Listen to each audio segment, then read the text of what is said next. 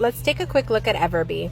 I've noticed that car seat covers have gotten me a lot of views and favorites over the last week, so I want to try to broaden that category in my shop.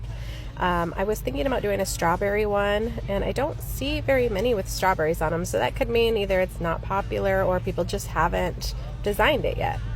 So Everbee is an extension I have on Google, so once I pull up a search that I'm looking for on Etsy, I can click Analytics, and within just a few seconds it'll pull up all the analytics for the items on that web page that I'm looking at, and that goes over a lot of different things, including estimated sales. Now, since I'm new to Everbee, I don't know how accurate the estimated sales are, but I am looking for ones that have a higher estimated sales. And then I'm going to go from there, and I can further look at those listings. I can see the image there. It's not a strawberry, but it is a really popular item. That's how they title it. There's all their tags.